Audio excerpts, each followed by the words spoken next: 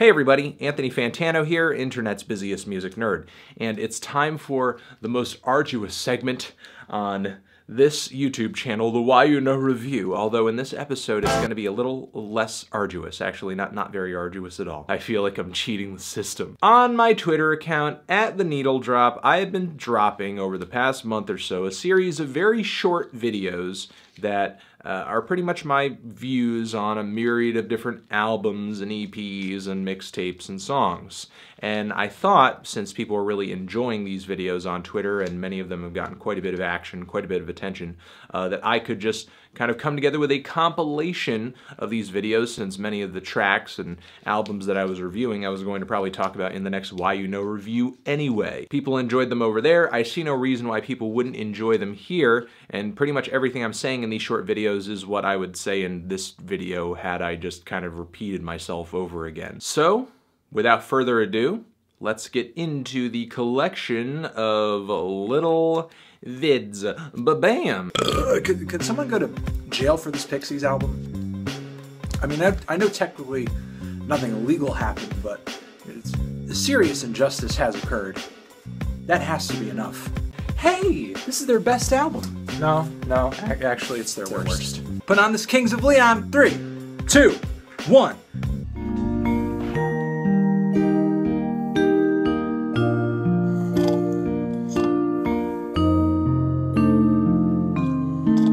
Why is there a track on this thing where it sounds like they're ripping off Interpol? They're honest to God ripping off Interpol.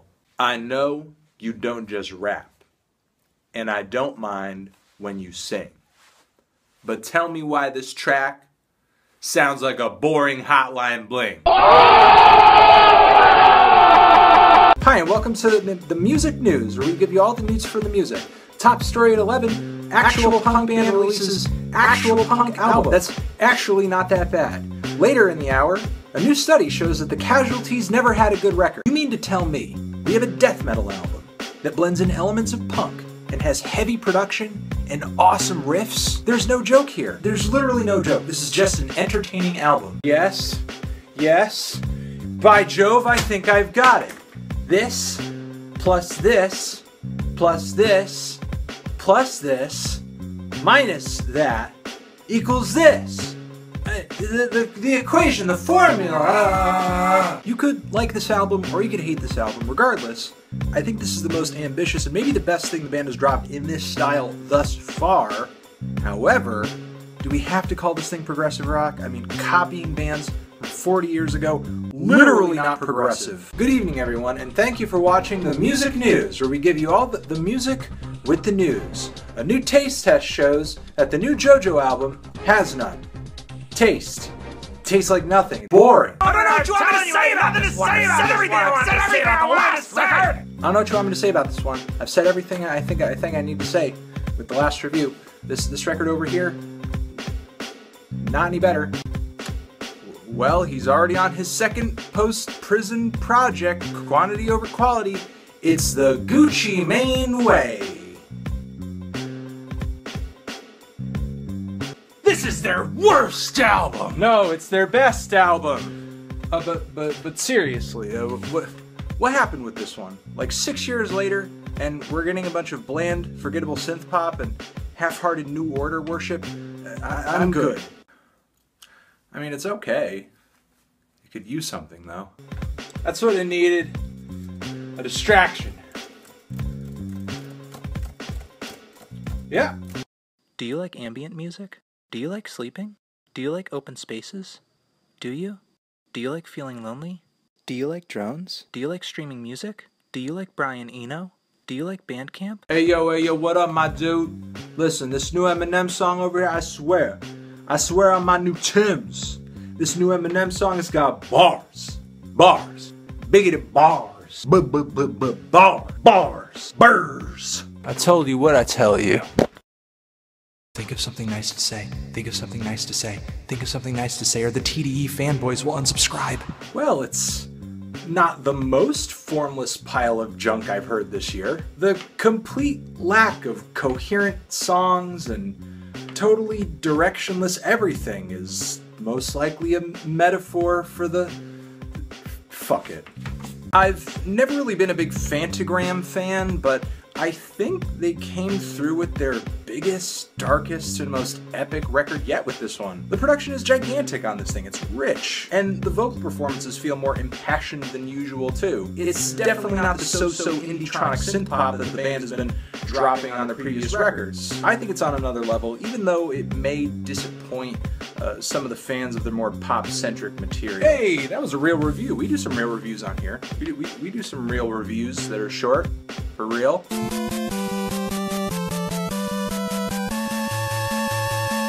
So, I was pretty hesitant going into this record.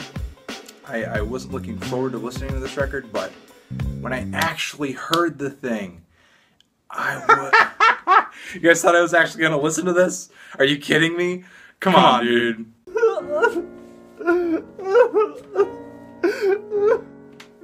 He was so young. So much more potential than actually came out of it. At least had a few more good records in him. But just stop pushing the envelope altogether. I think the vocals and the songwriting on this thing leave a little to be desired, but this is still one of the more admirable chamber pop releases of the year. If you love your music sounding lovely and lavish and pretty and gentle, then give this thing a shot. Don't let it slip by you. Do you like your albums to sound like an action sci-fi thriller cyberpunk movie soundtrack from the 80s? Have I got the album for you? There's some good lines on this thing, some great flows and performances. The beat is okay. I'm not going to say they're outdoing themselves on this track. I don't think they are, but even Run the Jewels on an okay day is better than your favorite rapper on a good day. This single's not bad. Some of the bars are decent. Drake comes through with some good one-liners. The beat is laid back. It's trap flavored. 21 Savage's performance on this cut is actually more lively than he usually is, even though it sort of sounds like Drake is kind of ripping off his style on this track overall. Yeah, I wish we heard more of this Drake on Views, but this line, really? Really?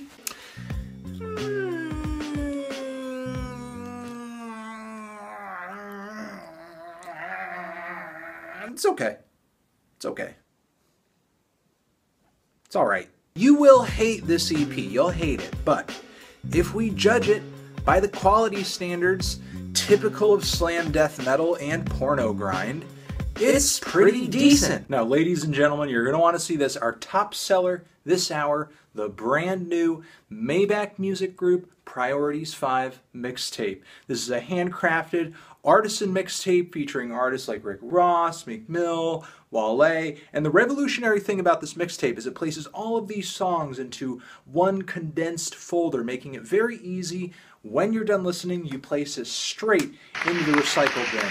If you've enjoyed anything these guys have done in the past, you're going to want to check out this new EP over here. Even if there's nothing like revolutionary about it, nothing altogether new, I think TCR, Total Control Racing, is a fitting title for this thing because it is kind of like Sleaford Mods have set themselves on a track and they're speeding through it as fast as possible. You know, you have the loop beats on this thing, you have the dense, aggressive spoken word on this thing. There are a few standout tracks on this EP that aren't too bad. Sleaford Mods continuing to do what they do well, and there's really no reason to complain about that. Hell yeah, this is a good riff-raff project. This is exactly the kind of tape, the kind of project I want to hear from Riff Raff. It's not gussied up, it's not overproduced, the songs are all kind of wild and out of control. Sure, it's a little dirty, it's a little unmastered, there are a few terrible country songs here and there, but he's not overly worried about what he's saying, and as a result, his bars are really funny, he's throwing tons of jokes out there,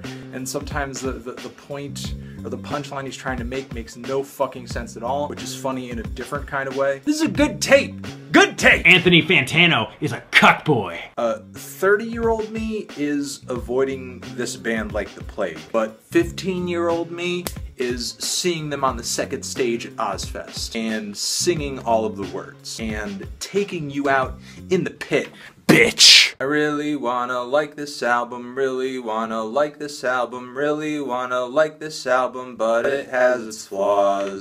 The lyrics are so thoughtful, a lot of the time they're really moving. You can tell that Kate Tempest comes at hip-hop from the angle of a spoken word artist, a pure poet.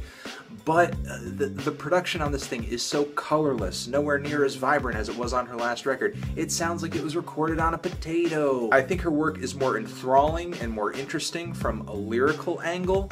I just didn't really get the instrumental on this LP. Hopefully she hits both nails on the head with her next project, but you know, if you're looking for some very intriguing and progressive and a very cerebral hip-hop music, then look no further than this record. Give it a shot, okay? If you're looking for something left field, if you're looking for something interesting, it is on Lex Records, so, you know, they have quite a reputation when it comes to, you know, good underground hip-hop. So if all those things kind of pique your interest, give this thing a listen. Whoa! It's like the 60s all over again! But somehow, like, less interesting this time around. It's nothing all that new or refreshing or interesting, but you could break stuff to it. You bitch!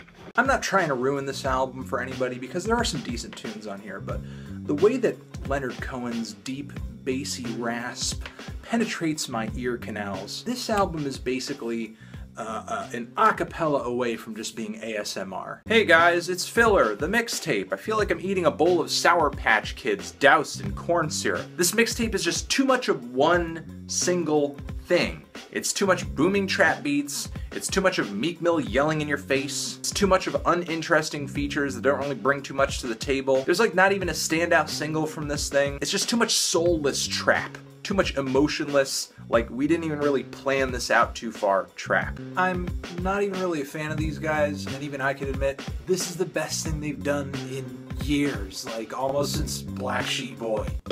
This is a pretty upbeat for a Shin song. Like the instrumentation is really peppy, and I like the way that the piano kind of emphasizes the upbeat of the track. And the weird thing is that it's not even putting me to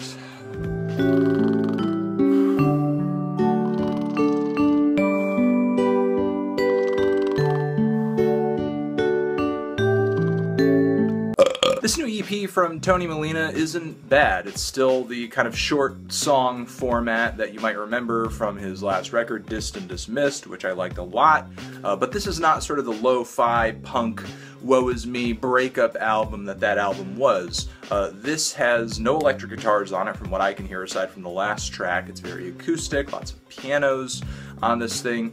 He's sort of wearing those, I don't know, 60s pop and folk influences on his sleeve that there were subtle notes of on that record. It's kind of like he's just stripping things back a little bit and saying, hey, you know, I can make a dynamic record that's not this whole lo-fi thing. I think he succeeded at it, but I wouldn't necessarily recommend it to somebody who is brand new to Tony, because I think these songs don't necessarily make all that much sense in the very short song format that he does on this particular EP, because the tracks don't really seem to reinforce one another in the way that they did on Dissed and Dismissed. Also, what I think is kind of funny is that this is an EP and it's about 10 minutes long. Meanwhile, Dissed and Dismissed is the album and that's like 11 minutes long. Also, there's a 2-minute and 30-second track on this thing. Tony, don't go progressive rock on us, dude. Don't go progressive rock.